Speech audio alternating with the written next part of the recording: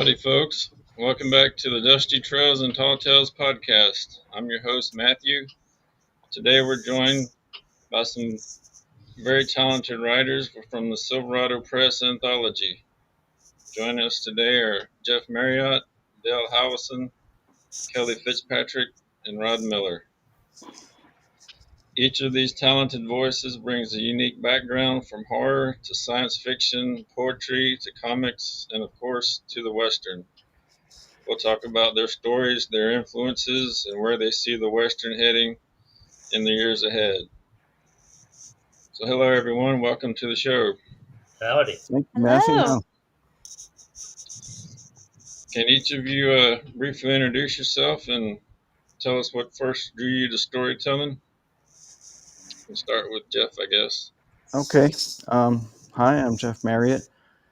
I was writing little detective stories while reading Hardy Boys books when I was like 8 or 9 years old.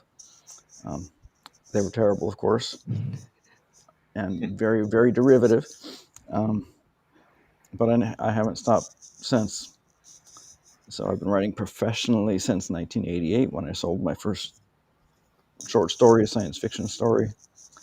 I've been a novelist since 1999. I've published around 70 novels, a little fewer than 200 comic books and graphic novels, and several bushels of short stories. Shoot, well, I'm going home now after that.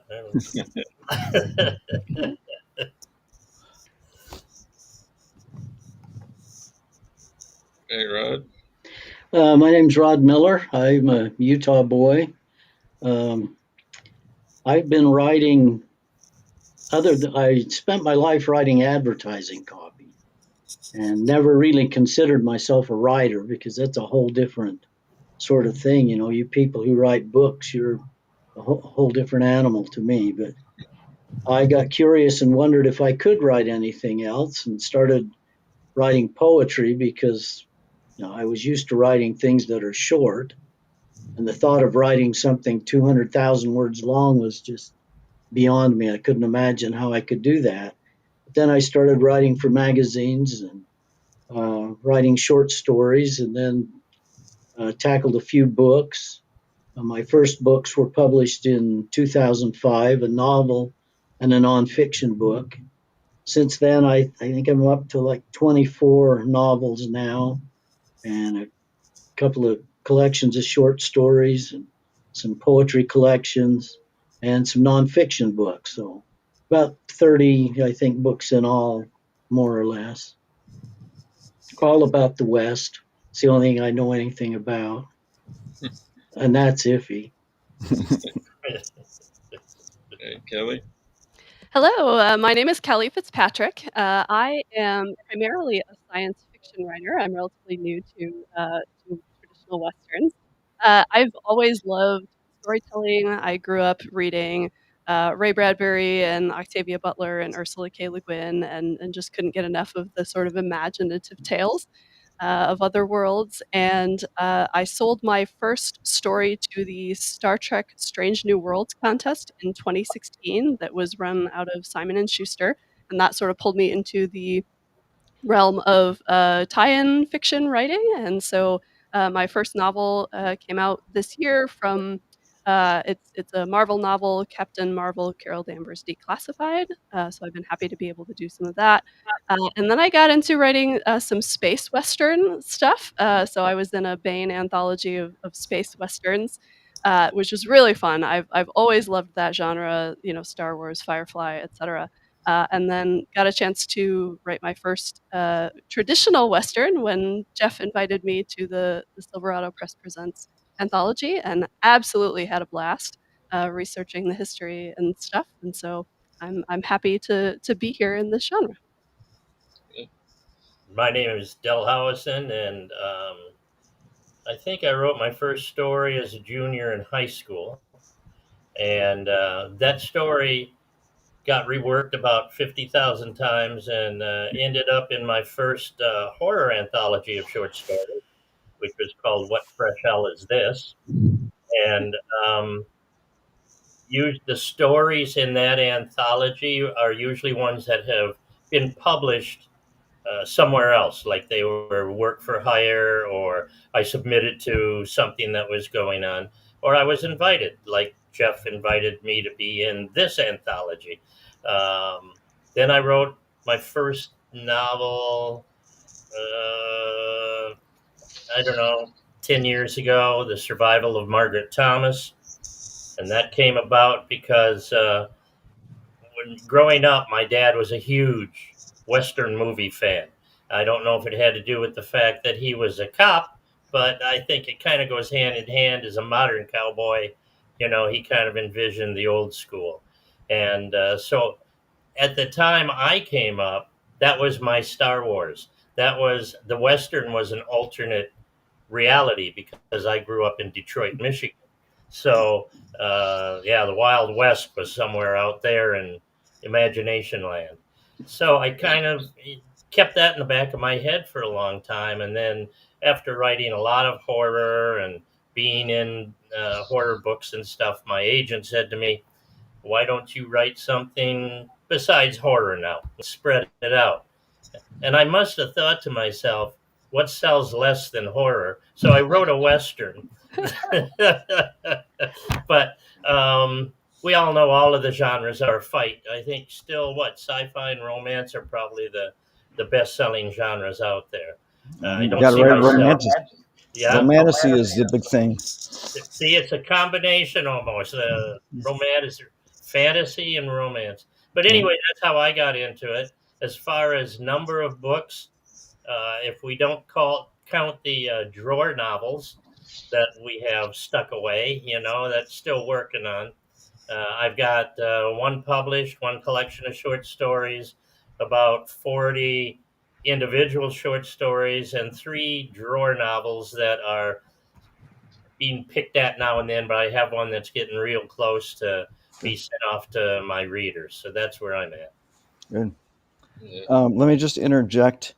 I was agented for a long time, and I asked my agent once what genre I should write in. And he said anything but horror and Western. Those two you just can't sell. So most of what I've written has been horror and Western. And he's right, but I keep at it. Do you feel, can I ask you, Jeff, do you feel like you could write in any genre if you wanted to? No.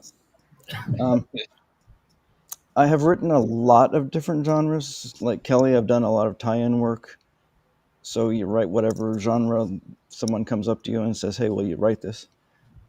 But I could not write hard science fiction because I don't get science. I doubt that I could write romantasy because I doubt that I could read one. Or I probably couldn't write straight romance. I might be able to write straight romance because, I've been in love. I am in love. I understand the emotions involved, but I don't know the structure and the tropes. So no, I have written in many genres. There are definitely some that I would not tackle. Yeah. Well, Dale, I got a few questions for you since you have to leave us here soon. You're known mostly for your horror. Do you ever do crossover work and blend the two genres with the Western? I have not done a Joe Lansdale, writing a weird Western or something along that line.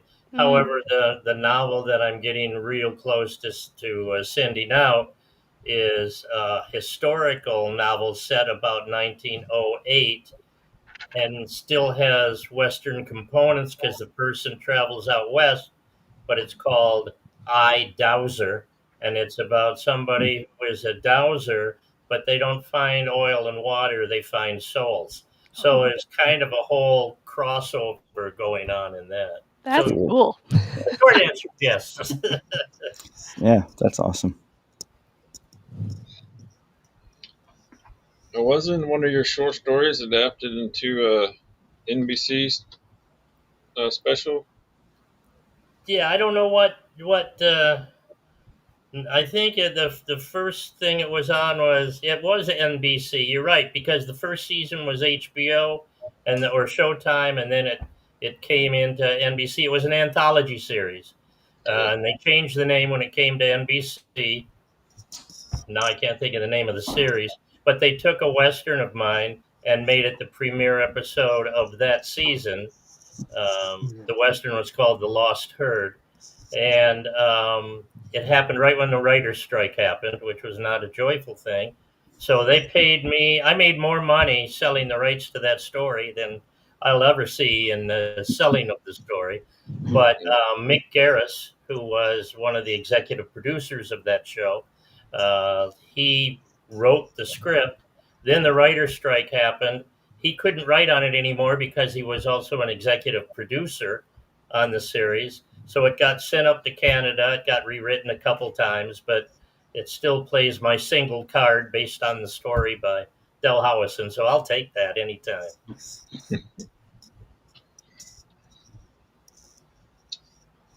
Well, haven't you've been recognized for your work as a Renfield in film? How how does your writing? I mean, how does your acting inform your writing? It fills in holes when I can't write. I think, Video Watchdog had me listed as the person who's played the character of Renfield for Dracula in films more than any other person. Of course, they're Really? not in Coppola films. They're in what I call C movies. They call them B movies and independents. But yeah, so I played the Bug Eater a few times. Cool. I saw some actors talking about how acting and acting lessons did more to improve their writing than anything else they had ever done, Mm. because I it can taught them believe that. how to get into characters, how to really figure out and Yeah. feel the Yeah, and like character. the authentic reactions, that would make sense. And that's why you should always go back when you write something and read it out loud before you go too far with it, because when you're reading the dialogue, there's no way to make it sound natural until you hear it. I mean, you really do need to hear it. We get to the point where we're writing dialogue and stuff, but it's really, really good to go back and read your stuff out loud, even though the neighbors said, they think there's that idiot walking around in the backyard talking about stuff. But we just put in a headphone; they think I'm on the phone. But yeah, I think acting is very important as far as helping with that particular thing. Yeah, In I fact, talked to this in 2 weeks, 3 weeks, the Chainsaw Awards are on Shudder, which is a streaming service, and that's like the Academy or whatever, only for horror films. And I got pegged to do a presenter gig on that, so that'll be fun. Nice. Congrats. Very cool. Well, Rod, you've been sort of quiet up there.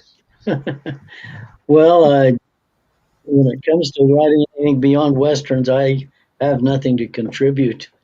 Uh, I think of science fiction and fantasy, which are always popular, and they've never really appealed to me that much. I've always figured there's enough strange stuff going on in the real world that I can't deal with, so I don't need to look for other worlds. There's just enough going on here that I just can't imagine getting beyond that. And even in the real world, my interest is pretty confined to the West. I grew up here, uh, grew up in a cowboy family, so I know nothing but the West for pretty much all my life. What part of the That's West, where my Rod? interest has been. I'm sorry? What part of the West? I live in Utah, lived here pretty much all my life, a few years in Idaho and a few years in Nevada, but mostly in Utah. Is your poetry all about the West? Yeah, Modern it and is. historical? It's kind of all over the place. Some of it is based on history. Uh, some of it is just kind of traditional cowboy poetry kind of stuff. I just had a book released a couple of weeks ago, within the last month. It's all rodeo poetry. I was a rodeo cowboy for years, and so I had a lot of Wow. fodder there to look back on and write about. And so my latest poetry book is all rodeo poems, but it's all over the place. There's some historical stuff and modern day stuff. Just a good mix, I think. A lot of different forms as well. I like to play around. Poetry. Bill Moyers defined it as fooling with words, and I think that's a pretty good description. That's what I like to do, is just play around with the words and the sound, and I think that affects my other writing as well, because I try to pay a lot of attention to words and sounds and how they all work together, and what a sentence sounds like is as important to me as what it says. I think that comes from poetry. Do you go out to cowboy poetry gatherings, Rod? Yeah, I do. The big one is in Elko, Nevada, at the end of January every year, Yeah. and it's been going since 1985. Oh, And wow. since the late 90s, probably, I've been to almost all of them. I've missed one or two for various reasons, but I've got my tickets purchased for the one coming up in 26 already. So a bunch of family members and I'll be going out for that. A What lot I of never been happens? to.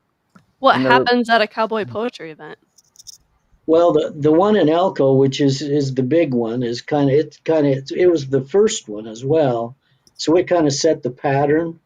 Uh, Poets will come, and it's set up in programs throughout the day, hour-long sessions or so. Some of them will be a round robin format featuring three or four poets, and they will recite either their own work or classic cowboy poetry from days gone by.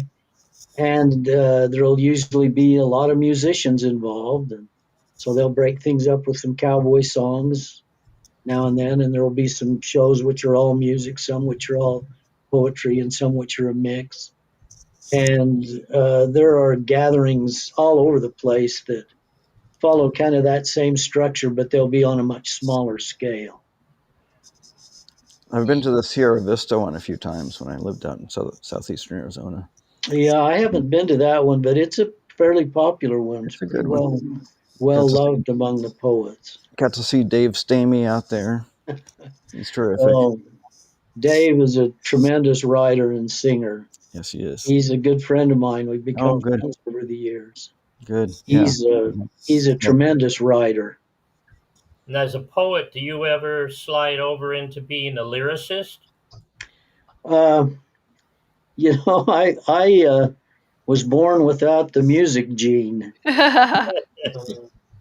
There's a lot about music that I don't understand. The structures and all the ways they have to arrange things to make a song. I did have a poem I wrote about the massacre at Bear River, which was it's really not very well known. It's kind of been lost to history, but it happened in what's now Idaho. At the time, it was Washington Territory, and the people here in Utah, a lot of them thought it was in Utah because it was just over the border. But in 1863, in January, some U.S. Army soldiers who were stationed in Salt Lake City went up into Cache Valley, which crosses the border from between Utah and Idaho, and they slaughtered a village of Shoshone Indians, killed anywhere from 250 to 350, maybe more Shoshone Indians, a lot of them women and children. And it's the biggest killing of Indians by the Army in the history of the West. And I've written about it widely. I have a nonfiction book about it, a novel about it. I've written magazine articles about it and short stories and some poetry. And one of those poems, to finally get to the answering the question, a poem called "And the River Ran Red," was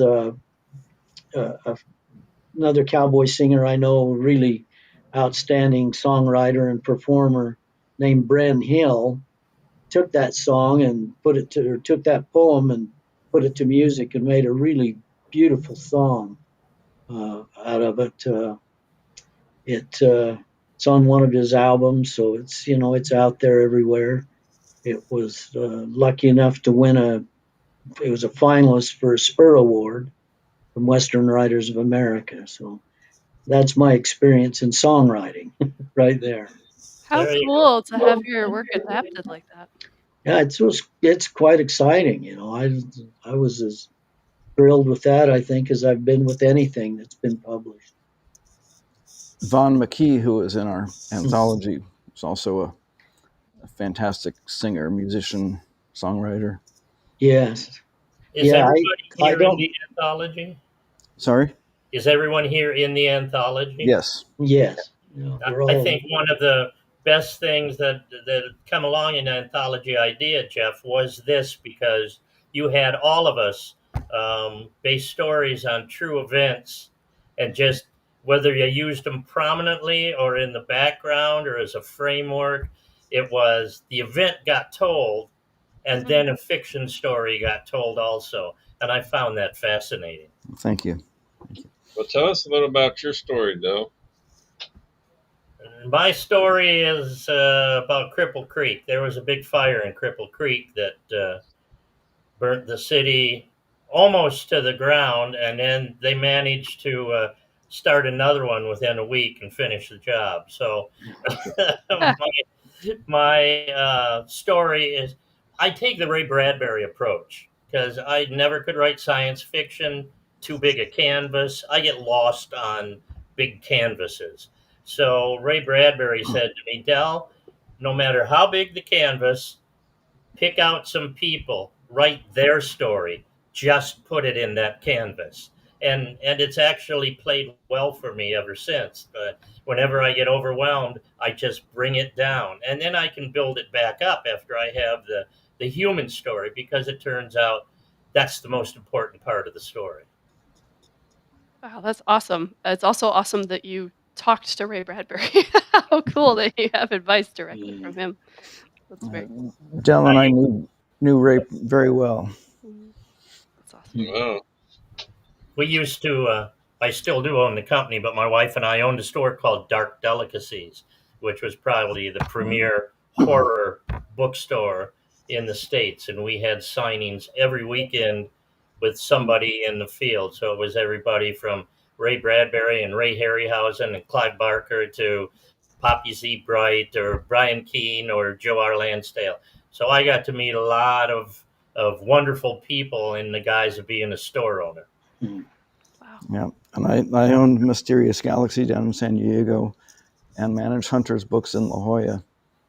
And Ray was a good friend, came down to spend his birthday with us one day at Hunter's, came down to spend Halloween with us. I miss him like crazy. Oh. What a great I guy. did an anthology series, 3 books called Dark Delicacies. Ray was a giving person. Ray's greatest joy in life was to talk at a library. I don't know of anywhere else he would rather be than talking to people at a library. But I said to him when I was putting out that first anthology, "You think you got a horror story for me?" And I said, it's got to be one that's not been out there. And he thought about it and he said, let me check. And he went through the drawer stories, as we were talking about a drawer novel. And he said, yeah, I've got one. Just give me a couple of weeks because I need to update it. You know, there were things like a dial phone in it, stuff like that. So sure as shooting, about 3 weeks later, that story came in, and it's in the first anthology with a ton of other fine people. But he was always giving. You could go over to his house and talk to him, get books signed. He was just a really great guy.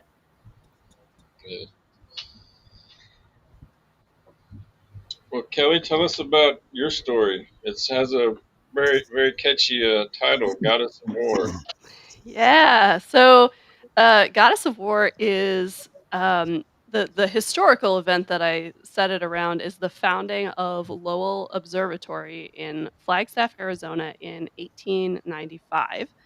And so, me coming from a science fiction, background, I've always been very fascinated with like the history of astronomy and that sort of thing. And so, when I was sort of combing through different historical events and looking for one that caught my eye, I was like, "Ooh, an observatory." And then I started digging into it, and the story of its founding is so fascinating.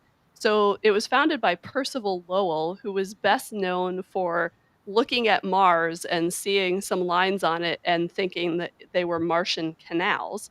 And so he got everybody in, 1890s excited that there are Martians maybe on Mars. But he also was very rich and very well resourced. And so he decided, you know what, I'm just going to go build my own observatory. And it turns out that the conditions in the American West in certain places are very good. They call it the seeing is good for astronomy because, the combination of wind and dust and elevation and things. And so this observatory was raised very quickly. He sent one of his friends out to sort of scout a bunch of different locations, and chose Flagstaff, which was kind of a new town at the time, or it was very small, it was developing, and then put a couple of telescopes on the train and borrowed telescopes and sent them to this observatory, which was hastily built in just a couple of weeks because there was a fancy special astronomical event happening called Mars was going to be in opposition, meaning it was you were going to be able to see the full face of it, and so he wanted to have his observatory up and running, and so that's the real history. And then I invented this character named Clara Whitlock, who is a Civil War veteran. So this is where the war part comes in, and she's kind of a hired gun who's hired to guard the telescopes on the train as they're being sent, and of course things go awry in the story. But Various complications ensue, is what you're saying. yeah, yeah, I don't know if they're hilarious for her, but I yeah, don't want to hold you up. I have to go, but I'm going with a copy of your book, Jeff, so I can read Kelly and Rod's story. So Awesome. Well, have a fantastic. good time, Dell, and thank you thank for you. joining us. Nice Great, meeting you great to guys. see Good you. to meet you, Dell. Bye bye. Thanks for being here. Yeah, so that's kind of where my story sits, and I chose. I've always had an interest in the Civil War, and when I was doing my teaching degree, I did a unit on like Civil War, for teachers and things. So was just very interested to dig back into some of that also. We Yeah, hope we see more Clara Whitlock stories, Kelly, because she's a really yeah, cool character. Yay! I would love to write that character more. She was so fun. yeah. I think the Western needs more female leads. That's not something that you see much of. True. Yeah, and that's something that I guess if I'm known for anything, I guess that's maybe one of one of the things that I'm known for. I really enjoy writing strong female characters. Yeah. Rod, tell us about your story. It's the incident above mentioned. Yeah, the title from that story came from a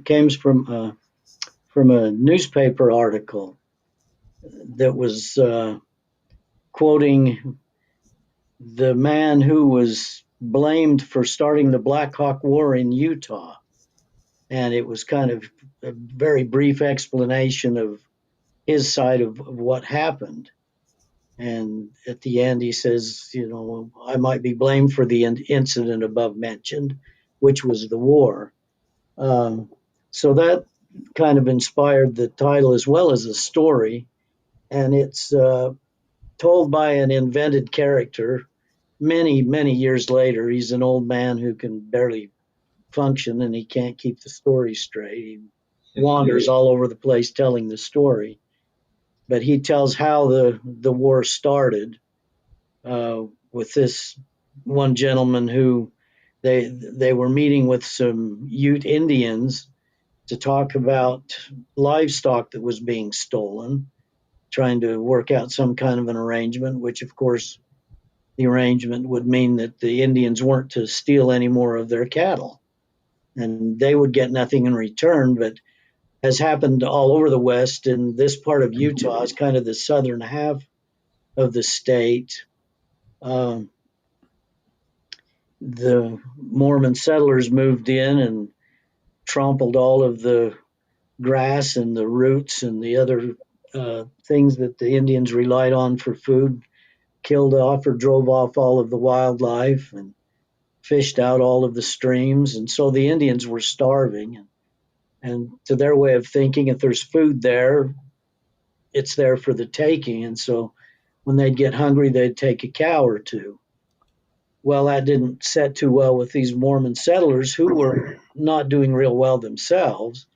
It's not like they were living high off the hog. They were all pretty poor and struggling.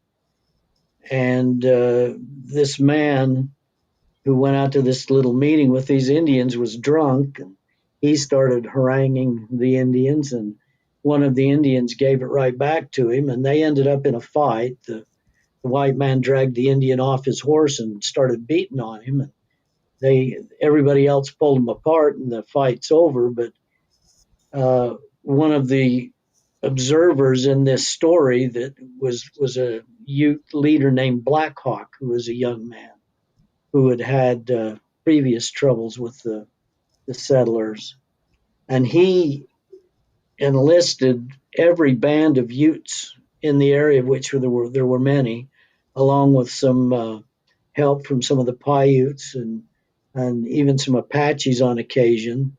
And he swept through southern Utah for years, stealing livestock and killing settlers.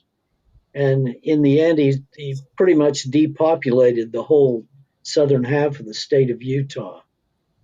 And but eventually, as always happens, the white men with their superior firepower got the best of them, and the war kind of dwindled out and eventually ended. And this one gentleman was blamed for starting the whole thing by his abuse of this Indian.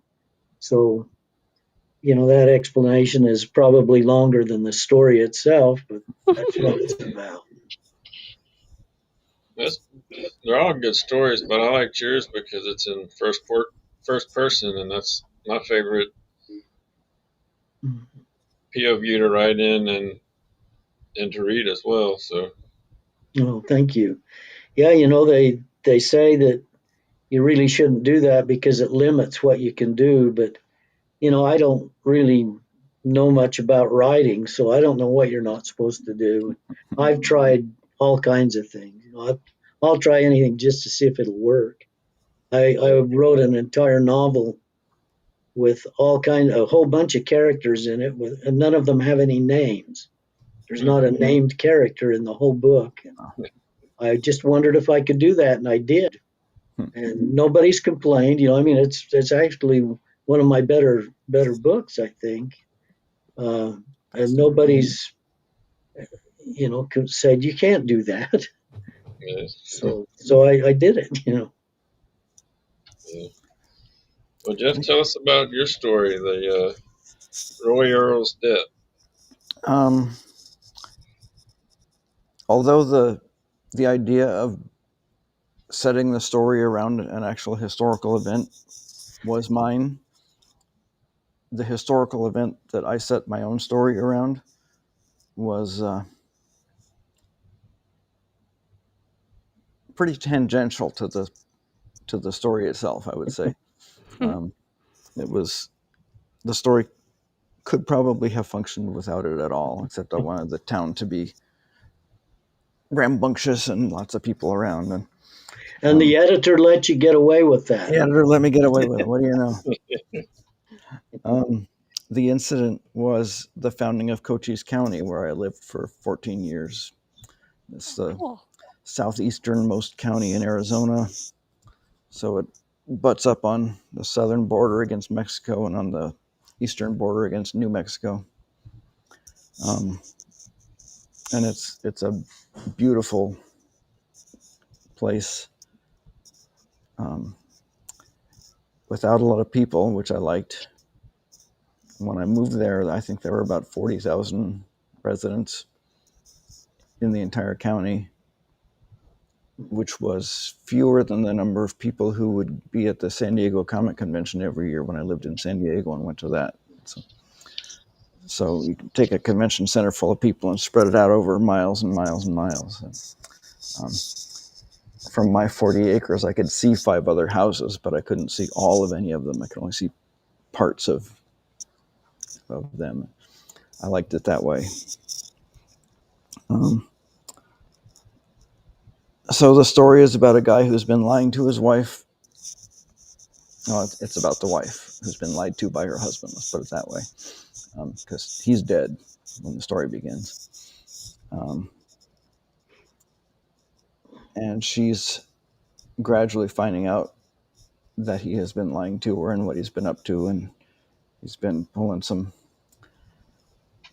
jobs with some friends and has disappeared with the money. But now he's dead and they want the money, and she doesn't know where it is, and they don't know where it is, but they think she has it. In fact, she does have it, but she doesn't know it initially.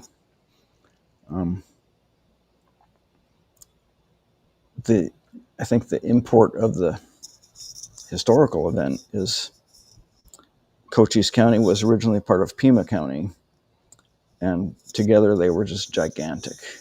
They were way too much territory to be a single county. Cochise County needed to have its own structure, its own lawman, etc. And for a lawman, they picked Johnny Behan, who was a lawman in Tombstone and involved in various ways with the Earps and all the cowboys and the Clantons and the other people who were involved in the shootout near the OK Corral. So I was able to bring him into the story, not as a character, but as someone who was mentioned, was off screen.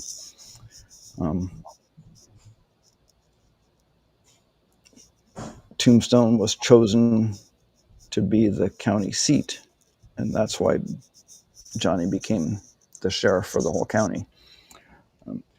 Had that not happened, would the story of the OK Corral shootout have been different? I don't know. But it's possible that a lot of things could have been different. If the county seat had been Bisbee, or which barely existed as Mule Gulch until shortly before that, or Wilcox, things might have been different, but we'll never know. Well, how did the idea for the whole anthology come about?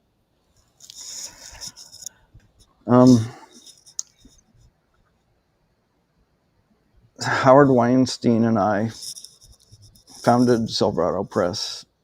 We talked about this when we were on the show before. Yeah. Because we saw the Western market kind of disappearing in a way. Five Star, which had published Westerns, had shut down its Western line. Kensington Books, which was the last mass market publisher that was publishing Westerns, the editor who ran the Western line was retiring. I think there was another company that had disappeared, but it was getting harder and harder to find people to publish Western fiction. So we thought, well, we'll step in and see if we can publish some Western fiction ourselves. Since then, things have kind of turned around a little bit. Wolfpack and Dusty Saddle Press were both publishing books at the time. Yeah. And I published some books with Wolfpack.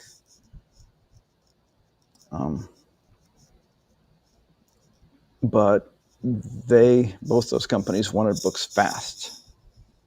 I wrote 6 books for Wolfpack, and I wrote those 6 novels and a Tarzan novella over an 18-month period, Oh.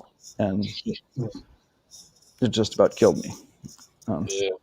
So I didn't want to keep up that kind of pace. I wanted to be able to publish a Western when I wrote a Western, but I didn't want to be, chained to the chair and horsewhipped to get it out. Yeah.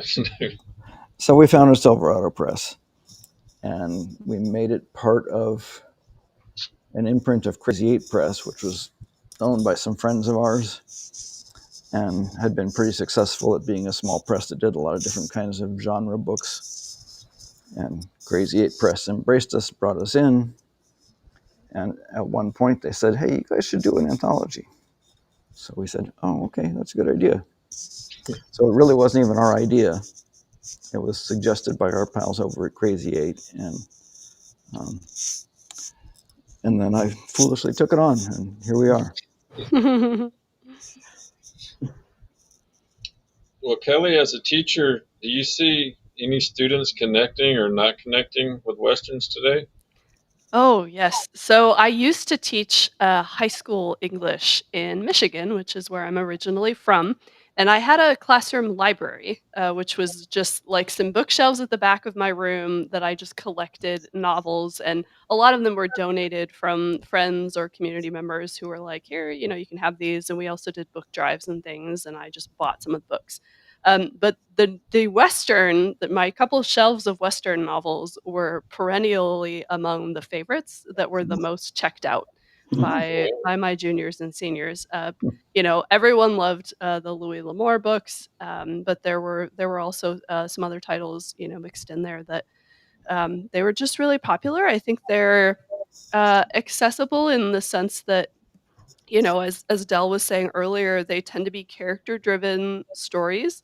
There tends to be themes of like survival or grit or having to sort of face a problem and really be creative in how you solve it, which I think really resonates. Many of the stories are about kind of young people figuring themselves out or finding their place in the world, and so yeah, my students loved them. Oh, that's good to hear. I wouldn't have expected that because there's not most of the kids that I'm in contact with they think the Western's not cool anymore. Shows what they know. Yeah, I know. That's fair. I was teaching in a very small rural district, and so I don't know if that had anything to do with it, but, yeah, there are still definitely parts of the US where this is popular. That's good. Well, this is really for any of you, but what are some of your biggest influences, your writing influences? You can start with Rod. Oh boy, I think the first I've always read a lot. I mean, I read all the time. I don't try to cross the street without having a book in hand in case I have to wait for the walk sign to light up. But I think the first author that I really noticed and paid attention to as an author, somebody that grabbed me was probably John Steinbeck. Oh, Like yeah. I still love and read his books. I've read them all several times and just really like Steinbeck. Uh, Western authors, Elmore Leonard is a favorite. I like his work. Elmer Kelton he's a great writer. He was a great writer, great gentleman, and he was always a good guy to know and really accessible and an outstanding writer. Um, Lauren Esselman is an outstanding writer. He writes private eye novels, which are very good, as well as westerns. Yeah, I love the Straight Murdoch series. Yeah, it's good stuff. Yeah, and Johnny Boggs is a current star in the western writing business, deservedly so, because he's an outstanding writer. Just really, really a good writer. And Wallace Stegner Edward Abbey. I love Wendell Berry. There are just lots of writers. I think they tend to write more either about the West or, like in the case of Wendell Berry, a rural kind of look at the world. Um, I think there are just so many. I can't even imagine how many I can't name. But reading has been just the most important part of my life, I guess, outside of my family. And it continues to be. And I just love to read good writing. On the other hand, there's a lot of writing I don't care to read, but something that's well written is just a joy. Rod, people tend not to mention Wallace Stegner much these days, especially in terms of Western writing. Stegner was also a great favorite of mine. As a bookseller, I had the privilege one day of spending most of a day with Wally. He was coming down to San Diego to do a presentation at the University of California, San Diego in La Jolla. And I managed a bookstore in La Jolla. And everybody knew I was a giant Stegner fan. So they said, "Hey, would you like to have a signing at the store?" Oh, heck no. Yeah. So I got to pick him up at the place he was staying in Rancho Santa Fe and drive him into La Jolla and hang out with him at the store. And he signed books for a couple of hours and got to drive him back to Rancho Santa Fe and then go to the presentation that night. Just an amazing man, an amazing writer. I don't think I have a copy of every single book he's written, but I'm pretty close. And he signed them all. It was just a really special day for me. My oldest son's middle name is Wallace, after Wally. What a pleasure. Yeah, I never had the opportunity to meet him, but I would have loved to. I think there's a story he wrote called Genesis, which is kind of a long, short story. It's stuck in the middle of Wolf Willow, which is a semi-fictional memoir. Yep. But this is just a Western story, I think, that might be the best one ever written. And there's not a single gunshot in the whole thing. It's just a whole different. It looks at the West in a realistic way. Yes. Which is something that's always been important to me. There are a lot of Western novels are just, they're shoot 'em ups, horse operas, or whatever you want to call them, and they're not realistic in their look at the history of the West at all. And so the writers who do take that hard look at the West and look at it through honest eyes, I'm always drawn to those. And I think that's the reason Lonesome Dove remains such a popular novel, because it doesn't perpetuate the myth in the same way that so many of them do. Yeah. The thing that I have come closest to stealing in my life, I didn't. I ended up leaving it there. But I spent a night at Robert Redford's Sundance Resort in Utah. Wow. And when you walk into the lobby, there's a little lending library that guests of the resort can borrow and read while they're there. And there was a copy of Stegner's All the Little Live Things on the shelf. I own it. I had already read it, but I pulled it off the shelf and looked at it. And it was inscribed by Wallace Stegner to Robert Redford. I had that in my hands. I was like, boy, I really want to keep this. Yeah, that would be tempting. It was tempting, but I put it back on the shelf and I made myself leave it there. I would like to know what has become of it since. What about you, Jeff, as far as your influences? A lot of the same people that Rod mentioned. Stegner, foremost among them. I am more genre promiscuous, I guess. Mm-hmm. I love many different genres, and I read in them and I write in them. So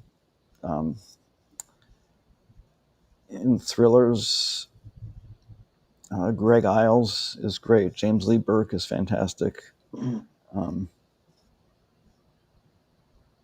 William Goldman has been a big influence over the years. I also read private eye stuff like Esselman's Detroit series and Robert B. Parker's Spencer series. Parker was a friend. And of course, Chandler and Hammett and the classics. In Western writers, I think the main one that Rod did not mention that kind of inaugurated me into reading the genre was Will Henry, who also wrote as Clay Fisher. Should have mentioned him. He was a good one. And a Clay Fisher book, it's behind me on the shelf, but I can't remember the title offhand. It was the first pure Western novel I read. I was not a Western kid. I wasn't brought up in the West. I was born in Illinois, and my dad worked for the Department of Defense. So when I was almost 6, we moved to France, Paris, France, for a few years, and then Virginia. But I had grown up on Roy Rogers and Hopalong Cassidy and the Western TV shows of the late 50s, early 60s. So when I saw this Western novel in a store, I picked it up, and I've been reading Westerns ever since, and often writing them. Yeah, similar to Jeff, I have been exposed to a lot of different genres. I read and write, pretty widely. I think sci-fi probably dominates that. I grew up watching Star Trek, and its sort of optimistic, vision was very compelling to me. I really liked philosophical science fiction, so like Ursula K. Le Guin's stuff, like The Dispossessed. I really loved some of Ray Bradbury's and Robert Heinlein. I'm totally with you, Rod, that Steinbeck is one of the greats. Yeah. I'm from the Midwest, and so I really enjoy the way that he writes about rural spaces, and the setting feels alive in his work in a way that I haven't encountered in very many other writers. And so I have, within the last several years, become more acquainted with the Western genre because my dad really loves it. And so we've been watching, John Wayne movies and sort of classic Western films. And then he also gave me some books by Robert B. Parker, whose work has been interesting to read. So Yeah. Win Blevins is another writer I should mention. He's a great writer and a great guy. Yeah, he was. Ivan Doig is another one. He's written some good stuff. I do read a little bit. You mentioned thrillers. I have a friend named Mark Cameron. I don't know if you're familiar with him. He has a series featuring a deputy U.S. Marshal up in Canada or Alaska named Arliss Cutter. And he's written some great books. Mark also writes. He writes the Tom Clancy novels featuring Jack Ryan. Oh yeah. Yeah, I love Jack Ryan. There are several writers who write Clancy novels now, but he does the Jack Ryan novels, and he's a great writer. He's written some Westerns. In fact, that's how I got to know him. He wrote some Westerns as Mark Henry. But all of his thrillers are Mark Cameron, and he's a good writer. C.J. Box is another really good one. They're modern day Westerns. There are just so many. Yeah, I was fortunate to be a bookseller. From 1983 until 2014, I was either a bookstore employee, bookstore manager, bookstore owner. So I own probably literal tons of books, and I, like like Rod, reading is the most important leisure activity in my life. You know, I like to get outside. I like to get in the wilderness. Always carrying a book. Yeah, Yeah. but Yeah. but reading, you know, if someone said, what's your most prominent hobby, it would have to be reading. Yeah. Yeah. Well, I feel like we could keep talking for 2 or 3 more hours, but I don't want to take up all your evening. So, Jeff, I understand you had something you'd like to announce Oh, before we go. I do have a little news. I mentioned last time I was on your show that Silverado Press is going to be releasing a line of Silverado classics. Mm-hmm. Where we're taking classic Western novels, we're reissuing them with new introductions by prominent writers and scholars explaining how they fit into the overall genre, the development of the genre of the Western. The first book will be The Virginian. The introduction is already written. It's by a writer named Michael Nost, who has just announced that he's the new publisher of another Western publishing company that I didn't mention when I was mentioning those others that are coming around, called Lawless Roads Press. Yeah. Michael will be the new publisher there, and his introduction to The Virginian really delves into how that book established a lot of the